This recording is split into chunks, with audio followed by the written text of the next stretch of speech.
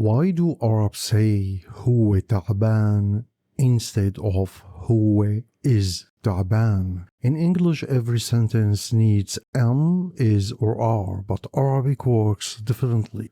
By the end of the lesson, you will never look for is again. Let's see what native speakers actually say. هو تعبان. No is. هي دكتورة.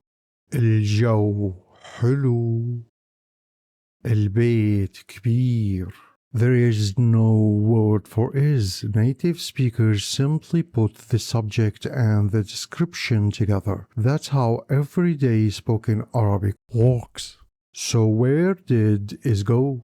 In the present tense, Arabic doesn't use is, or are. English needs a linking verb. Arabic doesn't. That's why beginners keep looking for a word that simply isn't there. He is tired. هو تعبان. The weather is cold. الجو بارد. Let's look at the rule. In English, subject plus is plus description. In Arabic, subject plus description. So it's actually very simple. If you are talking about the present, just say the subject. Then the description. No extra verb is needed.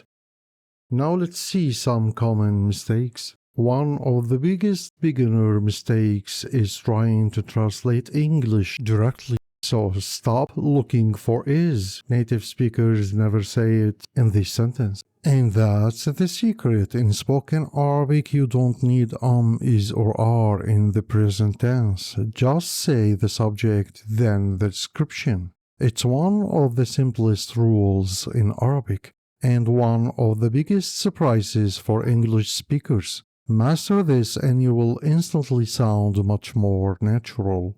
If you enjoyed this lesson, don't forget to subscribe for more spoken Arabic.